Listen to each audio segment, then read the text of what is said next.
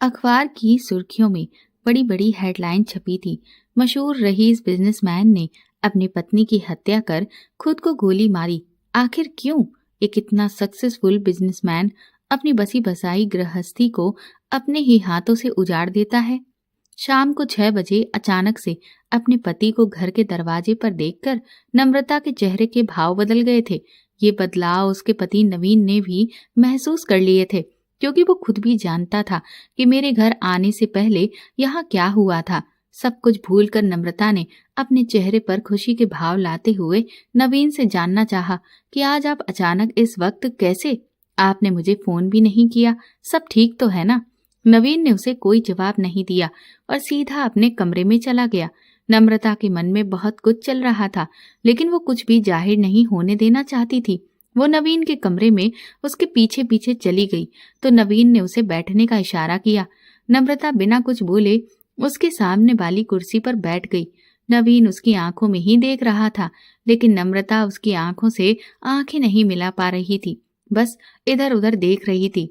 थोड़ी देर बाद नवीन ने उससे प्यार से कहा, नम्रता, मुझसे क्या छुपा रही हो? क्या कुछ ऐसा है जो तुम्हें मुझे बताना चाहिए, लेकिन तुम बताना नहीं चाहती?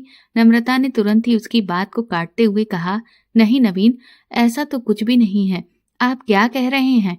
किसी ने आपसे कुछ कहा है? उसकी बात सुनकर नवीन से रहा नहीं गया और उसने मोबाइल उठाकर उसे मैसेजेस दिखाए। उन मैसेजेस को देखते ही नम्रता के तो होश उड़ गए थे। अचानक से नवीन ने भी अपना आपा खो दिया और उसने एक जोरदार थप्पड़ नम्रता के गाल पर दे मारा। अब नम्रता भी कुछ नहीं कर सकती थी सिवाय रोने के। उसे रोता देखकर नवीन को और गुस्सा आ गया। तभी उनके बच्चे पायल और अमन आ गए। नवीन कुछ नहीं कर सकता था, वह असहाय सा पागल सा हो गया था और उसके बच्चे अपने पिता के इस रूप को देखकर रोने लगे थे। अचानक नम्रता ने अपने बच्चों को देखा और बेटे अमन को कोचिंग जाने के लिए बोल दिया। अमन बोला, पापा ऐसा क्यों कर रहे हैं मम्मा, क्या हो गया है? नम्रता ने बोला, कुछ नहीं बेटा, जरा सी बात है, अभी सब ठीक हो जाएगा। आपकी कोचिंग का टाइम हो गया है ना, आप जाइए, मम्मा सब ठीक कर देगी। अमन अभी 12 साल का टीनेजर बच्चा था, इसलिए उसने अपना बैग उठाया और चला गया। फिर नम्रता पायल की ओर देखकर बोली, बेटा आप बाहर खेल कर आओ। पायल अपनी माँ से लिपट गई। नम्रता ने खुद को संभाला और फिर से कहा, बेटा बच्चों के साथ खेलो। जब पायल बाहर नहीं गई तो नवीन ने टीवी चालू कर दिया और बोला, जाओ जाकर टीवी देखो। अपने पापा से डरकर वो तुरंत बैठक में जाकर टीवी देखने चली गई। अब नवीन नम्रता की ओर गुस्से से चिल्लाया, ये क्या किया तुमने? मैंने किस बात की कमी रखी थी तुम्हारे लिए जो तुमने मेरे प्यार का ऐसा सिला दिया? क्या मेरी ईमानदारी का यही जवाब है तुम्हारे पास? ऐसी बेवफाई की तुमने, मैंने इतना प्यार दिया तुम्हें और तुम मेरी आंखों में धूल झोंक रही थी। बोलो कब से चल रहा है ये सब? कौन है ये? और एक नहीं कितने तुम्हारे आशिक हैं? नम्रता की आंखों से आंसू बहते जा रहे थे। वो कुछ नहीं बोल पा रही थी। उसे अंदर ही अंदर डर लग रहा था कि आखिर ऐसा कैसे हो गया। नवीन नम्रता पर लगातार चिल्लाता जा रहा था और उसका सब्र का बांध भी टूटता जा रहा था। अचानक उसने एक और थप्पड़ नम्रता के जड़ दिया तो उसने नवीन के पैर पकड़ लिए और माफी मांगने लगी। रुको नवीन, मुझसे गलती हो गई। मुझे अंदाजा नहीं था कि मैं क्या करने जा रही हूँ। इस शरीर ने मुझसे क्या क्या करवा दिया। नवीन ने कोई प्रतिक्रिया नहीं दी। उसके मन में नम्रता के लिए कोई प्यार नहीं था, न कोई जज्बात बचे थे। आखिर होते भी कैसे, क्योंकि नम्रता के जो गलत तरह के मैसेजेस उसके फोन में किसी ने भेजे थे, वो भी एक नहीं कई सारे। नवीन ने नम्रता को धक्का दिया और जोर से चिल्लाया, अंदाजा नहीं था? कैसे? कोई इतनी बड़ी गलती कर रहा है और उसे एहसास नहीं होगा कि वो क्या करने जा रहा है, कि अपने ही बसे हुए घरौंदे को उजाड़ दिया, वो भी सिर्फ 2 मिनट के सुख के लिए। आखिर इस मिट्टी की काया की इच्छाओं का इतना मोह। नवीन की आंखों से आंसू बह रहे थे और इधर नम्रता भी आंसू बहा रही थी। नवीन फिर चिल्लाया, अब किसके लिए रो रही हो? क्या मैं तुम्हारी इच्छाएं पूरी नहीं कर सकता था? क्या कमी रह गई थी मेरे प्यार में? तुम मेरे लायक नहीं रही, तुम अपवित्र हो। मैंने परिवार के खिलाफ जाकर तुम्हें अपनाया था और तुमने मेरे साथ क्या किया? मुझे ही धोखा दे दिया। अब तो मैं कहीं भी मुंह नहीं दिखा पाऊंगा और ना ही तुम्हें अपना पाऊंगा। नम्रता फिर से रोते हुए बोली, नहीं नवीन, प्लीज मुझे ऐसे ना छोड़कर जाओ। मैं तुम्हारी पत्नी हूँ, मुझसे गलती हो गई, मुझे माफ कर दो। नवीन ने उसकी तरफ देखकर कहा, अगर यही गलती मैंने की होती तो क्या तुम मुझे माफ कर पाती? अब नम्रता के पास कोई जवाब नहीं था, बस आंखों में आंसू लिए वो नवीन की तरफ देख रही थी। तभी अचानक फिर से नवीन ने चिल्लाकर पूछा, बोलो, आखिर कब से चल रहा है ये सब, और कौन है ये सारे? सब मुझे सब जानना है। नवीन ने चिल्लाते हुए नम्रता से कहा, बताओ मुझे क्या हो रहा है ये सब, और अब कोई झूठ नहीं चलेगा, मैं सिर्फ सच सुनना चाहता हूँ। नम्रता ने नवीन की ओर देखते हुए कहा, मैं जानबूझकर कुछ नहीं करना चाहती थी, बस अनजानी सी चाहत ने मुझे ऐसा करने को मजबूर कर दिया। आखिर मैं माँ के साथ साथ एक पत्नी भी हूँ और एक औरत भी। आप ये कैसे भूल गए कि एक औरत होने के नाते मुझे कई बार आपका साथ चाहिए होता और आप वहाँ नहीं होते थे। बताइए मुझे, मैंने कैसे अपना समय बिताया होगा आपके बिना? नवीन ने फिर चिल्लाकर कहा, तो मैं इतनी मेहनत किसके लिए कर रहा हूँ? आखिर इसीलिए ही ना कि तुम्हें और बच्चों को भी कोई तकलीफ ना हो, किसी चीज की कोई कमी ना हो। नम्रता बोली, क्या पैसा ही सब कुछ है? परिवार क्या होता है? पति पत्नी आपस में कैसे रहते हैं? एक साथ घूमने, सुख दुख में साथ देना क्या होता है? बच्चों के पेरेंट्स मीटिंग हो या गेम्स, रिश्तेदारों के साथ मिलना जुलना हो या कोई और त्योहार, आपको बस अपनी नौकरी और पैसे के अलावा कुछ नहीं दिखा। माना कि मैंने गलती की और कई बार की, पर कहीं न कहीं आप भी जिम्मेदार हैं इस सब के। नवीन ने इतना सुना कि एक और थप्पड़ नम्रता के गाल पर मार दिया और बोला, बस अब एक शब्द नहीं। अपनी गलतियों को मेरे सर मढ़ना चाहती हो? कितनी गिरी हुई हो तुम? नम्रता नवीन के पैरों में गिर गई, पर वो उसे छोड़कर अलग हो गया और चेयर पर जाकर बैठ गया। नम्रता बोलने लगी, जब तुम अपनी मीटिंग में ध्यान रखे रहते थे और मुझे और बच्चों की जरूरत का ध्यान रखने के लिए कोई नहीं होता था, तब भी तुमने ध्यान नहीं दिया। आज मैं तुम्हें सब बताऊंगी। नवीन, तुम एक हफ्ते के लिए मुंबई गए थे, तभी अचानक मेरे भाई का फोन आया था। माँ बीमार थी और भाभी के मायके में भी उनके पिताजी के देहांत हो जाने से उनका वहां जाना जरूरी था। तब मुझे भाई ने फोन करके बुला लिया था और मैं दोनों बच्चों को लेकर वहां चली गई थी। वहां जाने के बाद उस दिन हमने साथ मिलकर खाना खाया। तभी मेरे भाई का दोस्त अजीत वहां आया। वो आते ही बच्चों से घुल मिल गया और वो भाई भाभी को स्टेशन छोड़ वापस माँ के घर आया। थोड़ी देर मुझसे और माँ से बातें की और चला गया। अगले दिन बच्चे उसे याद कर रहे थे तो उन्होंने मेरे भाई को फोन करके कहा कि कल वाले अंकल को बोलिए ना कि यहाँ आ जाएं, हमारा मन नहीं लग रहा। भाई ने फोन करके अजीत को माँ के यहाँ आने को बोला। अजीत के आते ही बच्चों के चेहरे पर खुशी आ गई। वो उन्हें कार में घुमाने लेकर गया और वापस आते ही बच्चे उसके सामने बोले, मम्मा, अंकल बहुत अच्छे हैं, देखो आइसक्रीम खिलाई। पापा तो हमें कभी भी नहीं ले जाते, ना हमारे साथ खेलते हैं।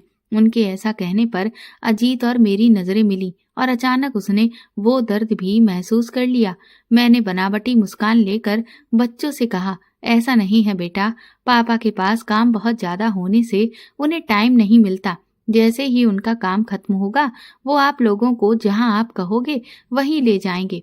अजीत ने भी हल्की मुस्कान दी। फिर मैंने अजीत को खाना खाने के लिए रोक लिया और माँ, बच्चे और अजीत हमने साथ में खाना खाया। पर बच्चों के चेहरे पर जो खुशी थी वो अजीत के वहां रहने से थी। वो भी उनसे बहुत जल्दी घुल मिल गया। फिर रात के 9 बजे अजीत को घर जाना था, इसलिए मैं उसे गेट तक छोड़ आई। अजीत ने कार स्टार्ट की और बाय कर जाने लगा। फिर कार रोककर अचानक ही उसने मुझसे पूछा, क्या आप आइसक्रीम खाना चाहोगी? उसके ऐसा कहने पर मैंने भी हामी भर दी। फिर अचानक माँ और बच्चों का ख्याल आया। मैंने उससे कहा, फिर माँ और बच्चे? तो वो बोला, आप कहें तो सबको लेकर चलते हैं। मेरे चेहरे पर हल्की हंसी आ गई तो कहने लगा, आप ऐसे ही हंसती रहा करिए, अच्छी लगती हैं। बाकी जिंदगी में बहुत ही परेशानियां आती हैं, पर उनकी परेशानियों की वजह से हमें मुस्कुराना या जिंदगी जीना नहीं छोड़ना चाहिए। उसकी बातें मेरे दिल तक पहुंच पा रही थीं। मैंने उसे 2 मिनट रुकने का बोला और अंदर चली गई। मैंने बच्चों से पूछा, अब क्या करना है? तो बच्चे खुद बोलने लगे कि उन्हें नींद आ रही है, इसलिए मैं उनके कमरे में उन्हें सुलाकर माँ के पास आई और पूछा, माँ, आप अभी सोने जा रही हो? उन्होंने कहा, नहीं नम्रता, कुछ काम है क्या? मैंने कहा, हाँ माँ, मेरा मन आज बाहर जाने का हो रहा है। अजीत साथ में है, हम जल्दी ही आइसक्रीम खाकर वापस आ जाएंगे। तो माँ बोली, ठीक है, पर जल्दी आ जाना। और बच्चे? मैंने उनसे कहा कि वो सो चुके हैं। फिर जैसे ही मैं जाने को थी तो माँ बोली, बेटा, अजीत अच्छा लड़का है, पर रात बहुत हो गई है, ध्यान रखना। मैं हाँ में सिर हिलाकर बाहर से दरवाजा लॉक कर हल्की सी मुस्कान के साथ अजीत के पास आई और कहा, अब चलते हैं। तब तक अजीत कार के बाहर टिक कर खड़ा होकर मेरा इंतजार कर रहा था। उसने भी मुझे देखा और मेरे लिए कार का दरवाजा खोल दिया। मन में अनगिनत सवाल थे, पर मुझे कुछ नहीं दिख रहा था। मैं अपनी भी जिंदगी जीना चाह रही थी। कार में बैठने पर अजीत ने मुझसे सवाल किया, आपसे एक बात पूछूं? मैंने हामी भरी तो कहने लगा कि क्या आपके मुस्कुराने में मैं आपकी मदद कर सकता हूँ? मैंने ना समझते हुए उसकी तरफ देखा और पूछा, मैं समझी नहीं। तो कहने लगा, मतलब मुझे लगता है कि आपके मन में कोई बात है जो आप किसी से कह नहीं पा रही हैं और अंदर ही अंदर घुट रही हैं। क्या है जो आपको हंसने से रोकता है? किसी भी इंसान को खुश रहने का हक है, पर आप खुशी बाहर से दिखाने की कोशिश करती हैं, लेकिन खुश नहीं हैं। उसका इतना बोलना था कि मेरी आंखों से झरझर आंसू बहने लगे। फिर मैं खुद को संभालते हुए बोली, ऐसी क्या बात तुम्हें समझ में आ गई अजीत, जो मेरे पति को समझ में नहीं आती? उन्हें मेरा और बच्चों का अकेलापन क्यों नहीं दिखता? जैसे तुम उनके साथ खेल रहे हो, उन्हें घुमाने ले जाते हो, वैसे बच्चों का मन है कि उनके पापा उन्हें लेकर जाएं, पर नवीन तो जैसे अपने बिजनेस में डूबे रहते हैं। ऐसा नहीं है कि मैं उन पर भरोसा नहीं करती हूँ या उनके जीवन में कोई और है। वो तो बहुत ईमानदार हैं और बस हमारा साथ नहीं दे पाते। कभी बिजनेस मीटिंग, कभी दूसरे शहर के दौरे, सब समझते हैं, फिर भी क्यों? अजीत ने समझदारी दिखाते हुए कहा, नम्रता जी, वैसे मेरी शादी तो नहीं हुई है, पर फिर भी मैं कहना चाहूंगा कि पुरुष होकर बहुत जिम्मेदारियां हो जाती हैं। माँ बाप, भाई बहन की जिम्मेदारियां, फिर शादी के बाद एक अच्छा पति, एक अच्छा पिता बनना, फिर उन सभी को बराबर से महत्व देना। उसके जीवन में कोई छोटा बड़ा नहीं होता, सब बराबर होते हैं। फिर आती हैं सबकी खुशियां, जिन्हें पूरा करने के लिए वो अपनी जवानी के दिनों से ही बुढ़ापे तक सफर करता है। फिर अनजाने में ही उसे बहुत सारी खुद की खुशियों को त्यागना पड़ता है। अब मैं नवीन से मिला नहीं हूँ, पर कहीं न कहीं बता सकता हूँ कि उन्हें खुद भी ये कमी खलती होगी कि अपने परिवार को मैं पूरी तरह से टाइम नहीं दे पाता। इस पुरुषवादी समाज में एक पुरुष की सबसे बड़ी कमी यही है कि वो खुद अंदर ही अंदर घुटता रहेगा और बताएगा नहीं, क्योंकि हमारे समाज में पुरुष को यही सिखाया गया है कि सारी समस्याएं वो खुद अकेला ही निपटा ले, जबकि ऐसा नहीं है नम्रता जी। नम्रता एकटक अजीत को देखे जा रही थी और ध्यान से उसकी बातें सुन रही थी। नम्रता सोच रही थी कि ऐसी बातें नवीन शादी से पहले करते थे और शादी होने के बाद फिर वही जिम्मेदारी निभाना। मनचाही शादी होने से तो ऐसा लगता है कि जैसे औरत को ही जीत लिया है और औरत को घर में ही रहना है, जिम्मेदारियां संभालनी है। ऐसा बेरंग जीवन क्यों हो जाता है कि सभी पुरुष ऐसे ही होते हैं? नम्रता के मन में ये सारी बातें चल रही थी। अजीत ने कार रोकी तो नम्रता वर्तमान में आ गई। कहने लगा, माफ कीजिए नम्रता जी, मेरा इरादा आपका दिल दुखाने का नहीं था। क्या मैं कुछ ज्यादा बोल गया? प्लीज मेरी बातों को दिल से ना लगाइए, और जो भी हो आपकी पर्सनल लाइफ में है, मुझे उसमें दखल नहीं देना चाहिए। अजीत के ऐसा कहने पर नम्रता हंसने लगी और बोली, कोई बात नहीं अजीत, आपने जो भी कहा सच ही तो है। शायद मैं ही नवीन को गलत समझ रही हूँ और आप बहुत समझदारी भरी बातें कर रहे हो। वैसे आपके घर में कौन कौन है? अजीत ने हल्की सी मुस्कान के साथ कहा, मेरा भरा पूरा परिवार है। दादा दादी, माँ पापा, भाई बहन और चाचा चाची और उनके बच्चे, और मेरे बड़े भाई भाभी और उनके बच्चे, सभी तो हैं। ये कहूँ कि जो ज्ञान भरी बातें मैं आपसे कर रहा था, उनके पीछे मेरा परिवार है, क्योंकि बड़े परिवार में सबकी खुशियों का ध्यान रखा जाता है और थोड़ी नोक झोंक भी चलती रहती है, पर परिवार है तो हम सब एक हैं। नम्रता भी हल्का सा मुस्कुराई और हाँ में गर्दन हिला दी। फिर अजीत ने कार आइसक्रीम स्टैंड पर पार्क की। दोनों ने अपनी पसंद की आइसक्रीम खाई। जब दोनों वापस जाने को हुए तो अजीत ने नम्रता से पूछा, क्या आप थोड़ा और घूमना चाहती हैं? नम्रता अंदर ही अंदर चाह तो रही थी कि लंबी लॉन्ग ड्राइव पर चली जाए।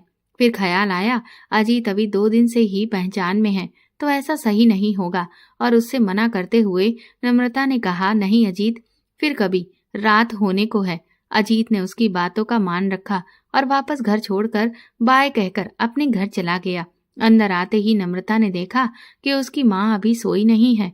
माँ ने पूछा, बहुत देर कर दी नम्रता? उसने घड़ी देखी, बोली, माँ बस 1 घंटा ही हुआ है, हम तो पास के ही आइसक्रीम पार्लर में गए थे, अब आप सो जाइए। नम्रता फिर अपने कमरे में चली गई। देखा तो बच्चे सो चुके थे, नम्रता भी सो गई।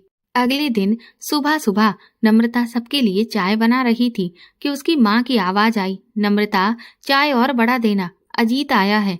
नम्रता ने मन ही मन सोचा, इतनी सुबह कैसे? नम्रता ने बाहर जाकर सबको चाय दी और खुद भी वहीं बैठ गई। फिर अजीत से पूछने लगी, तुम इतनी सुबह सुबह कैसे? अजीत ने पहले तो चुटकी लेकर पूछा, क्या आपको अच्छा नहीं लगा? फिर हंसते हुए बोला, आपके भाई भाभी आज लौटने वाले हैं, उनको पिक करने वाला था, सोचा आप लोगों को बता दूं और मिलने चला जाऊं। फिर बच्चे अजीत के साथ गेम खेलने लगे और भाई भाभी के आने की खबर सुनकर माँ और नम्रता खुश हो गईं और खाना बनाने का बोलकर अंदर चली गई। कहीं न कहीं नम्रता वहां और रुकना चाहती थी। नम्रता बेमन से ही सही पर खाने की तैयारी करने लगी। तभी वहां अजीत पानी पीने आता है, पूछता है, नम्रता जी कोई मदद करूं? वो हंसते हुए कहती है, अच्छा अब तुम खाना भी बनाओगे? बोला, हाँ बिल्कुल, मैं अच्छी बातों के साथ साथ अच्छा खाना भी बना लेता हूँ। हमारे यहाँ सारे पुरुष खाना बनाना जानते हैं। ऐसा कहकर वो जोर से हंसने लगा। नम्रता थोड़ा शरारती अंदाज में बोली, अरे आपकी तो अभी शादी भी नहीं हुई, फिर खाना कैसे बना लेंगे? अजीत ने हंसते हुए कहा, खैर मैं आपको बता दूं, हमारे यहाँ तो सभी को खाना बनाना आता है। हमारे यहाँ महिला पुरुष का अंतर नहीं मानते। क्यों, आपके यहाँ सिर्फ महिलाओं को ही खाना बनाने दिया जाता है क्या? नम्रता ने गर्दन हिलाते हुए कहा, नहीं ऐसा तो कुछ नहीं, पर हमारे यहाँ पुरुषों को घर के काम करने के लिए समय ही कहाँ है। नम्रता बोली, वैसे तो अब जरूरत नहीं है, लगभग सबके लिए खाना तैयार हो चुका है और आप भी खाना खाकर जाना। अजीत बोला, आप मुझे सिर्फ अजीत कह सकती हैं, मैं इतना भी बूढ़ा नहीं हूँ अभी। नम्रता मुस्कुराकर बोली, ठीक है अजीत। कुछ देर के बाद नम्रता के भाई और भाभी भी आ जाते हैं। अब सब एक साथ खाना खा रहे थे। नम्रता की भाभी ने खाने की तारीफ करते हुए कहा, तुमने बहुत अच्छा खाना बनाया है। इससे पहले कि नम्रता कुछ कहती, अजीत तपाक से बोला, हाँ खाना तो बहुत ही स्वादिष्ट बना है, ऐसा कि मैं अपनी उंगलियां भी खा जाऊंगा। अजीत की इस बात पर सब ठहाका लगाकर हंस रहे थे, लेकिन नम्रता की भाभी को ये बात थोड़ी अटपटी लगी। वो बोली, अरे वाह अजीत, खाना तो तुम हमारे घर पहले भी खाए हो, पर कभी मेरे बने खाने की इतनी तारीफ नहीं की। अजीत संकुचित होकर बोला, नहीं भाभी ऐसा तो नहीं है, खाना तो आप भी अच्छा बनाती हैं, पर आज पहली बार नम्रता जी के हाथ का खाना खाया है, इसीलिए तारीफ करना तो बनता है ना। नम्रता मन ही मन खुश हो रही थी, पर बाहर से जाहिर नहीं कर पा रही थी। आखिर जाने कितने दिनों के बाद कोई उसकी तारीफ कर रहा था, वरना नवीन के पास तो इतना समय ही नहीं होता कि थोड़ा समय निकालकर उसे प्यार के दो बोल बोले। फिर सबने खाना खा ही लिया तो उसकी माँ और भाई अपने कमरे में चले गए थे। अजीत वहीं बच्चों के साथ खेल रहा था। अजीत 9 बजते ही घर चलने का कहकर बाहर चला गया और फिर वापस अंदर जाकर नम्रता की ओर न देखकर भाभी से बोला, भाभी आइसक्रीम खाने चलोगी? उसकी भाभी ने आश्चर्य से कहा, आज तक तो कभी नहीं पूछा, अचानक क्या हुआ अजीत? तो वो कहने लगा, बस यूं ही मन कर रहा था। ये कहते हुए उसने तिरछी नजर से नम्रता को देखा। नम्रता की भाभी बोली, नहीं बाबा, इतना सफर करके आए हैं, अब और नहीं घूमा जाएगा, ऐसा करो कल चलेंगे। अजीत तपाक से बोला, पर मेरा मन तो आज है, ऐसा करता हूँ बच्चों को लिए जाता हूँ। भाभी बोली, उनको तुम अकेले नहीं संभाल पाओगे, जाओ नम्रता को भी ले जाओ। नम्रता वैसे तो जाहिर नहीं होने देना चाह रही थी, लेकिन उसकी मंद मंद मुस्कुराहट अजीत ने भी देख ली थी। बच्चे तो तुरंत तैयार हो गए और भाभी ने नम्रता को भी जाने को बोला। अब अजीत की कार में आगे अजीत और नम्रता और पीछे सीट पर दोनों बच्चे मोबाइल में गेम खेल रहे थे। मौका देखकर अजीत बोला, नम्रता जी आप लोग वापस कब जाने वाले हो? तभी नम्रता बोली, सिर्फ नम्रता, मैं भी उतनी बूढ़ी नहीं हूँ। और फिर दोनों हंस दिए। अजीत बोला, ठीक है नम्रता, आप लोग कब जाने वाले हो? नम्रता ने जवाब दिया, शायद कल। अब भाई भाभी आ गए हैं और माँ भी ठीक है, मुझे अब अपना घर भी देखना होगा। वैसे भी सब छोड़कर मैं जल्दी जल्दी ही यहाँ आई थी। अजीत थोड़ा उदास होते हुए बोला, कुछ दिन और रहते तो अच्छा लगता। नम्रता बोली, क्यों, ऐसा क्या होने वाला है कुछ दिनों में? अजीत कहने लगा, बस अच्छा लग रहा है आप लोगों का यहाँ होना। मैं बच्चों को अपना समझने लगा हूँ और मुझे आप सबकी भी याद आएगी। नम्रता बोली, अच्छा ऐसी बात है तो ठीक है, जब तुम्हें याद आए हमसे बात कर लेना। अजीत ने तुरंत कहा, कैसे? ना ही आपका नंबर है मेरे पास, ना ही पता कि मैं मिलने भी आ सकूं। नम्रता बोली, ठीक है, अभी फिलहाल तो नंबर ही ले लो। फिर दोनों ने अपने मोबाइल नंबर एक दूसरे से एक्सचेंज किए। उसके बाद वो लोग आइसक्रीम खाकर वापस घर आ जाते हैं। कार घर के बाहर रुकते ही बच्चे दौड़कर अंदर जाते हुए अजीत को गुड नाइट विश करके गए। बाहर खड़े अजीत ने नम्रता को भी गुड नाइट विश करते हुए कहा, ठीक है, कल भी आइसक्रीम खाने चलेंगे, तैयार रहना। नम्रता बोली, गुड नाइट अजीत, देखते हैं, शायद कल हम चले जाएं। अजीत ने फिर से कहा, इतनी जल्दी क्यों? अभी कहा था ना, थोड़े दिन और रुक जाइए। वो नम्रता पर थोड़ा हक जमाते हुए बोला। नम्रता थोड़ा गुस्सा दिखाते हुए बोली, देखो अजीत, पहले तो मैं कुछ बातें क्लियर कर दूं। ये मेरा मायका है, मतलब मैं शादीशुदा हूँ। मेरा एक पति है और बच्चे भी हैं। उनकी जिम्मेदारी मेरी है। मैं यहाँ कुछ दिन, वो भी सिर्फ माँ के लिए आई थी। अगर तुम्हें बच्चों की याद आए तो बेशक उनसे बातें करने के लिए फोन कर सकते हो। अजीत ने बनावटी चेहरा बनाया और कहने लगा, और आपसे बात करना हो तो? नम्रता को कुछ अजीब सा लगता है, पर वो रिएक्शन नहीं देती। अजीत फिर बोलता है, मुझे पता है कि आप शादीशुदा हैं और आपके बच्चे हैं और आपके पति मिस्टर नवीन हैं, जिन्हें आप प्यार करती हो, पर उन्हें इस बात का कोई एहसास तक नहीं है। उन्हें बस अपनी आजादी और नौकरी से मतलब है। नम्रता लगभग चिल्लाते हुए बोली, अजीत, तुम ये क्या बोल रहे हो? क्या यही सब सुनने के लिए मैंने अपना दर्द तुमसे बांटा था? वो जैसे भी हैं मेरे पति हैं। अगर मेरी किस्मत में यही है तो उसे कोई नहीं बदल सकता। अब एक शब्द मैं उनके बारे में नहीं सुनूंगी। अजीत बोला, आपकी किस्मत में खुश रहना भी लिखा है।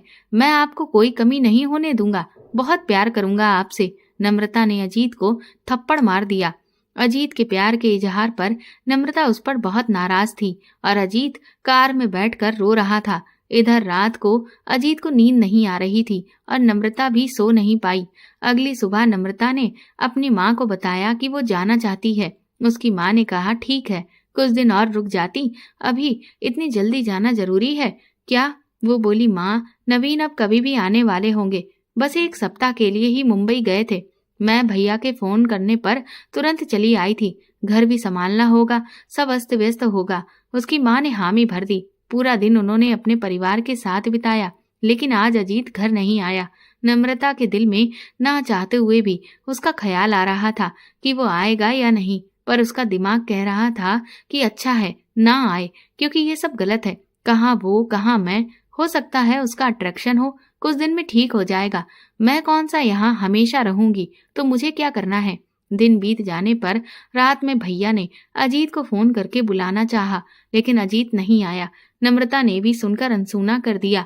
रात में खाना खाते समय भाभी ने नम्रता से कहा, दामाद जी कब आ रहे हैं? तो वो कहने लगी, बस आज या कल में आ जाएंगे। भाभी सुबह सुबह नम्रता और बच्चे सबसे प्यार से विदा लेकर निकल रहे थे। बच्चे बोले, अजीत अंकल नहीं आएंगे, उनको भी बाय कहना था। तभी पीछे से आवाज आई, आप याद करो और हम ना आए। गेट की तरफ देखा तो वहां अजीत था। बच्चे दौड़कर उससे लिपट गए। बोले, अंकल, हमें लगा था आप मिलने नहीं आएंगे, आप तो कल भी नहीं आए। अजीत बोला, बस थोड़ी तबीयत खराब हो गई थी, इसीलिए नहीं आया, पर अब बाय जो कहना था तो मैं आ गया। सब अजीत को देखकर हंसते हैं, सिवाय नम्रता के। उसके चेहरे पर कोई भाव नहीं था। नम्रता और बच्चे कार में बैठकर बाय करने लगे। तभी नम्रता और अजीत की नजरें टकरा गईं। नम्रता के मन में एक कसमकसी पैदा हो गई। अजीत जिस तरह से उसकी तरफ देख रहा था, ऐसा लग रहा था कि वो उसे बहुत कुछ कहना चाह रहा है, पर नम्रता ने मुंह मोड़ लिया। नम्रता के भाई ने उसे और बच्चों को ट्रेन में बिठाकर कोयम्बटूर रवाना कर दिया। 2 दिन बाद नवीन आ गया था। नम्रता और बच्चे खुश हो गए। सबने बैठकर बहुत दिनों बाद साथ खाना खाया। बच्चों के सोने के बाद नम्रता और नवीन कमरे में चले गए। नम्रता ने अपना प्यार नवीन को जताया। नवीन भी उससे बहुत दिनों से दूर था। साथ समय बिताकर उन्हें अच्छा लग रहा था। अगली सुबह नवीन की वही भाग दौड़ वाली जिंदगी चालू हो गई और नम्रता अपने घर और बच्चों में लग गई। अजीत के बारे में उसे कोई ख्याल तक नहीं आया। इधर 2 महीने बीत गए। नम्रता कभी कभी अपनी माँ से बात कर लेती, सब ठीक चल रहा था। तभी एक दिन एक नए नंबर से नम्रता के फोन पर किसी ने कॉल किया। उसने फोन उठाया तो सामने अजीत की आवाज थी। नम्रता ने अजीत का नंबर डिलीट कर दिया था, इसलिए बिना पहचाने ही उसने पूछा, कौन? तो अजीत ने कहा, कैसी हो आप? वो कहने लगी, अच्छा अजीत, मैं ठीक हूँ, कहो कैसे फोन किया? कहने लगा, बस ऐसे ही आपने कहा था बच्चों की याद आए तो कॉल कर सकता हूँ, बस उनसे बात करना चाहता था। नम्रता ने कहा ठीक है, बात कराती हूँ। बच्चे बहुत देर तक अजीत से बात करते रहे। फिर फोन रखते समय अजीत नम्रता से बोला, आपसे भी बात करनी थी। बोली, मैं सुन रही हूँ। कहने लगा, मुझे माफ कर दीजिए, शायद मेरी फीलिंग्स एक तरफा थी, मुझे समझने में गलती हो गई। नम्रता ने कहा, अच्छा है कि तुम्हें समझ आ गया, क्योंकि मैं शादीशुदा हूँ और ये सब गलत है। हमारे बीच उम्र का फासला भी है।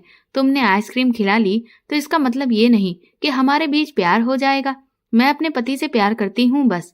अजीत बोला, क्या हम दोस्त बन सकते हैं? सिर्फ दोस्त। आप अच्छी हो और मैं अपने किए पर शर्मिंदा हूँ। मैं एक अच्छी दोस्त खोना नहीं चाहता। प्लीज नम्रता। वो बोली, ठीक है। अजीत, देर आए दुरुस्त आए, कोई बात नहीं, तुम्हारी उम्र में ऐसा होना आम बात है। अब समझदार बनो, ठीक है? ऐसा कहकर नम्रता हंसने लगी और जवाब में अजीत भी हंस दिया। अब अजीत अक्सर बच्चों से बातें करता और नम्रता से भी। नम्रता को उस पर भरोसा था क्योंकि वो उसके भाई का दोस्त था।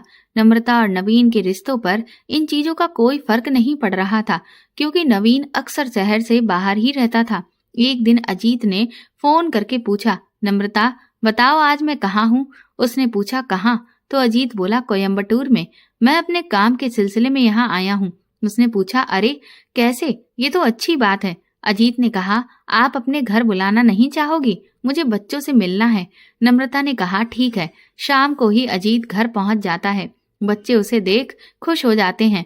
वो सबके लिए तोहफे लाया था। नम्रता अजीत से पूछती है, कितने दिनों का टूर है? अजीत कहता है, बस 2 दिनों का। मैंने होटल में बुकिंग की है। मिस्टर नवीन से मिलकर चला जाऊंगा। नम्रता कहती है, ठीक है, तुम सही दिन पर आए हो। नवीन आज वैसे भी घर आने वाले हैं। तुम रुको, मैं खाना बनाती हूँ। आज का खाना यहीं खाना। नवीन जब घर आया तो उसने बैठक में अजीत को बैठे देखा। नवीन ने पहली बार किसी गैर व्यक्ति को बिना उसकी मौजूदगी में अपने ही घर में बैठे देखा तो थोड़ा चौंक जाता है। नवीन आते ही पूछता है, आप कौन? तो अजीत कहता है, मिस्टर नवीन, मैं अजीत। मैं अपने बिजनेस के सिलसिले में कोयम्बटूर आया था। सोचा सबसे मिलने चलूं। मुझे नम्रता जी ने बताया कि आप आने वाले हैं, इसीलिए बस आपका ही इंतजार कर रहा था। जवाब सुनकर नवीन भी मुस्कुराकर बोला, अच्छा अजीत, हाँ ठीक है, बैठे बैठे चाय वगैरह पी या नहीं? अजीत ने कहा, बच्चों के साथ गेम खेल रहा था, उनकी बहुत याद आ रही थी। वैसे भी बहुत दिन हो गए, मिलना नहीं हो पाया। नवीन ने कहा, ठीक है, मैं जरा फ्रेश होकर आता हूँ, फिर बात करते हैं। नवीन नम्रता के पास जाकर पूछता है, ये कब आया? तो नम्रता बोलती है, बस आपके आने के कुछ ही देर पहले ही। उसने बताया कि वो यहाँ किसी काम से आया है। जब घर आने के लिए पूछा तो मैंने भी बताया कि आप आने वाले हैं, उनसे भी मिल लेना। तो बस आपका ही इंतजार कर रहा है। मैंने उसे खाना खाने के लिए रोक लिया है, सब साथ में ही खाना खाएंगे। नवीन कहता है, ठीक है, अच्छा किया, चलो जल्दी खाना टेबल पर लगा दो, मुझे भी जोर की भूख लगी है। नम्रता भी थोड़ी ही देर में टेबल पर खाना लगाने लगती है। अजीत उसकी आगे बढ़कर मदद करने लगता है, लेकिन नम्रता मना करती है। पर जब नवीन दोनों को साथ में टेबल पर खाना लगाते हुए देखता है तो उसे अच्छा नहीं लगता। लेकिन जैसे ही अजीत नवीन को आते देखता है तो अपने लिए चेयर खींचकर बैठ जाता है। नवीन अजीत से कुछ प्रश्नों की झड़ी लगा देते हैं कि पढ़ाई में क्या क्या किया है, कौन सा बिजनेस है, घर में कौन कौन है, रहन सहन वगैरह। इधर नवीन को अजीत थोड़ा सा शातिर दिमाग वाला लगता है और ये भी कि ये हमारे स्तर का नहीं है। जब सब खाना खा चुके होते हैं तो अजीत फिर से बाकी सामान को उठाने में नम्रता की हेल्प करने लगता है, जिससे नवीन उससे बोलता है, रहने दो अजीत, वो खुद कर लेगी, तुम्हें अब चलना चाहिए। वैसे कहाँ रुक रहे हो तुम? नम्रता ने बताया कि तुम्हारा रुकने का इंतजाम पहले से है। अजीत सकपका जाता है, कहता है, हाँ मिस्टर नवीन, मेरा 2 दिन का ही टूर है। मैंने होटल में अपने लिए रूम बुक कर लिया है। मुझे लगता है कि अब मुझे चलना चाहिए। फिर वो सबको बाय कहकर वहां से चला जाता है। बच्चे अपने रूम में चले जाते हैं। नम्रता अपना काम खत्म करके रूम में आती है। नवीन नम्रता से बोलता है, देखो मैंने तुम्हें ज्यादा रोक टोक कभी नहीं किया, पर ये अजीत ठीक ठाक है भी या नहीं? उम्र का कच्चा है और काम का भी। इसका ज्यादा यहाँ आना जाना ना हो तो ही अच्छा है। हर कोई अपने साथ उठने बैठने के लायक नहीं होता। नम्रता भी उसकी बातें ध्यान से सुन रही थी। वो बहस करने के मूड में नहीं थी, इसलिए उसने कुछ नहीं कहा। वो अपना नाइट सूट पहनकर नवीन के करीब आई।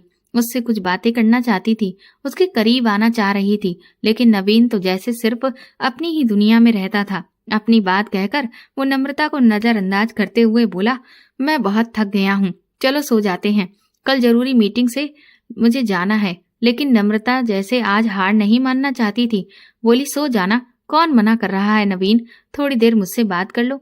ऐसी कई बातें हैं जो मुझे आपसे शेयर करनी होती हैं। मैं आपकी पत्नी हूँ, कुछ मेरे भी अरमान होते हैं, प्लीज। लेकिन नवीन ने उसे समझाते हुए कहा, आज नहीं, आज बहुत थकान है। और वो नम्रता का हाथ झटक कर दूसरी तरफ मुंह करके लाइट बंद कर सो जाता है। नम्रता इस बात से सबसे ज्यादा दुखी रहती थी कि सारी सुख है उसके पास, पति भी पास है, पर पति का प्यार जिसके लिए वो तरसती है वो क्यों नहीं मिलता उसे। नम्रता गुस्से में रोती रहती है और बालकनी में आकर खड़ी हो जाती है। उसके दिमाग में बहुत कुछ चल रहा था कि आखिर उसकी गलती क्या है। एक औरत को प्यार भी तो चाहिए होता है, फिर चाहे वो बनावटी ही क्यों ना हो। क्यों ऐसा होता है कि शादी के ज्यादा वक्त बीत जाने के बाद और बच्चों की जिम्मेदारियों के बाद वो प्यार कम होने लगता है? या सिर्फ आदमी ही टेंशन लेता रहता है, औरत नहीं लेती?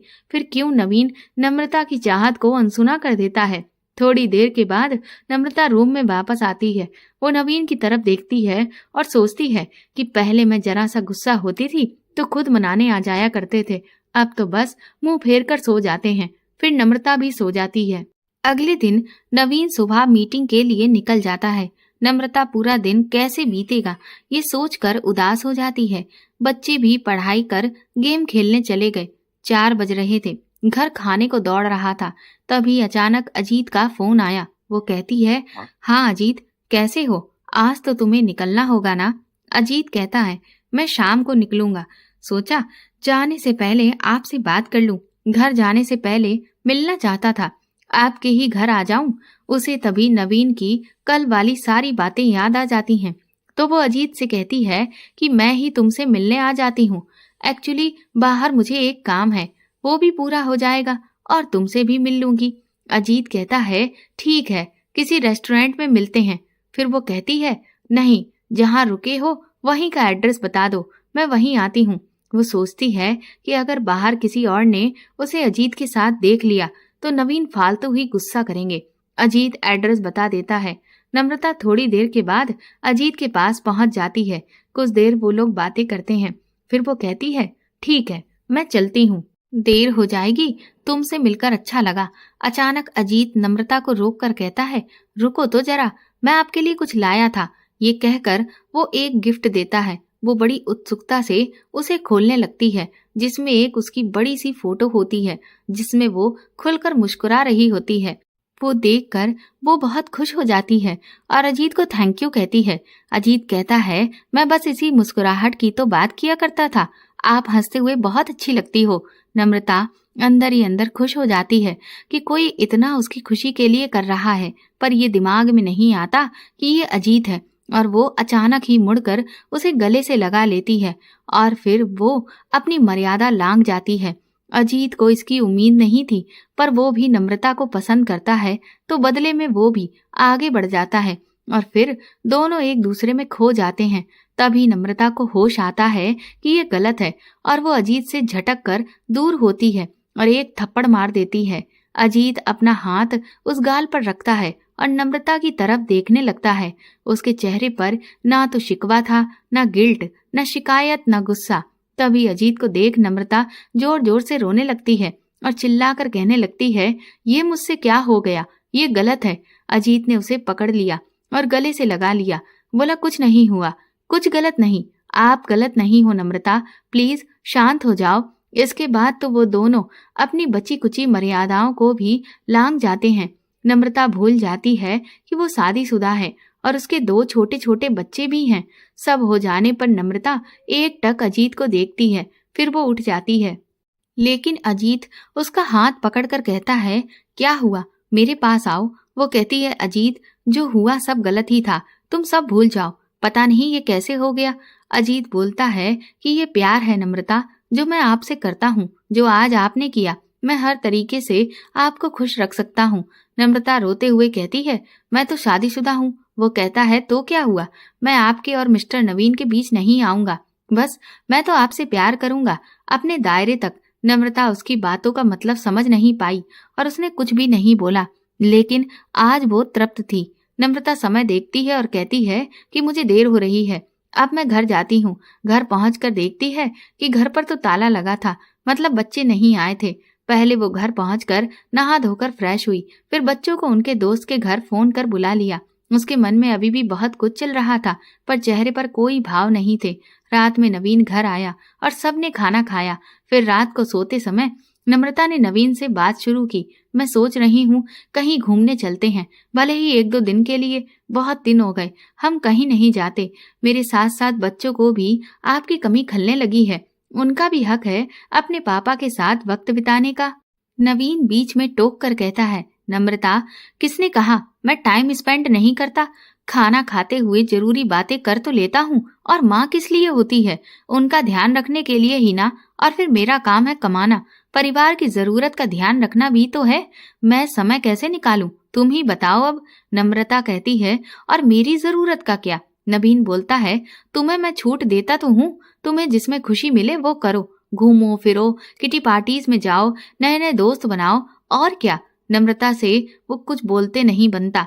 वो चुपचाप नवीन को देखती रही और नवीन पीठ घुमाकर सो गया। नम्रता के मन की उलझनें खत्म होने का नाम नहीं ले रही थी। ऊपर से नवीन की इस तरह की बातें, वो भी सो गई। अगले दिन अजीत का कॉल आया। नम्रता ने सुनकर भी नजरअंदाज किया। फिर उसने दोबारा फोन किया। इस बार उसने फोन उठाकर बात शुरू की। बोलो अजीत। अजीत ने कहा, कैसी हो? मैं आज वापस आ गया हूँ, आपकी बहुत याद आ रही थी, सोचा कॉल कर लूं। नम्रता को अच्छा लगा कि कहाँ नवीन अब ध्यान नहीं देता और इसे मेरा कितना ख्याल है। नम्रता कहती है, मैं ठीक हूँ। अब अक्सर नम्रता और अजीत की घंटों फोन पर बातें होती। नम्रता पहले से खुश रहने लगी थी। नवीन को लगा कि शायद मेरी बातों का ही असर है, इसलिए अब वो नम्रता के खुश होने पर ज्यादा ध्यान नहीं देता। नम्रता एक बार तो अपनी दहलीज लांघ चुकी थी, इसलिए अजीत अब उसे मिलने की जिद बार बार करता और वो बार बार आकर कोयम्बटूर में मिलता और फिर वो लोग अपनी मर्यादाओं को बार बार लांघते। एक दिन नम्रता ने नवीन से कहा, मैं कुछ दिन अपने मायके जाऊं? वो कहने लगा, लेकिन बच्चों की क्लासेस। तो नम्रता ने पूछा, बच्चे जाना ही नहीं चाह रहे हैं, आपकी बहन आ रही है, उनके साथ रहना चाहते हैं, तो उसके आते ही कुछ दिन मूड फ्रेश कराऊं, माँ की याद आ रही है। नवीन कहता है, ठीक है चली जाना। नम्रता मन ही मन बहुत खुश हुई, पर वो खुशी अब उसके चेहरे पर भी दिखती थी। नम्रता ने अजीत को फोन करके सब बता दिया और इधर अजीत और ज्यादा खुश हुआ। अगले दिन नम्रता मायके पहुंचकर सबके साथ समय बिता रही थी ताकि किसी को शक ना हो, और फिर शाम को अपनी सहेली से मिलने का कहकर वो अजीत से मिलने के लिए निकल गई। इस बार अजीत नम्रता को अपने दोस्त के घर ले गया और दोनों ने फिर से अपनी वही गलती दोहराई। दोस्तों, इस कहानी का आखिरी भाग कल चैनल पर अपलोड कर दिया जाएगा, जिसमें आपको पता चलेगा कि नम्रता और नवीन के साथ इतनी भयानक घटना क्यों हुई। तो दोस्तों, अगर आपको ये कहानी पसंद आ रही हो तो प्लीज कमेंट करके जरूर बताएं और इस कहानी को ज्यादा से ज्यादा शेयर और लाइक करके मेरे चैनल को सब्सक्राइब करें।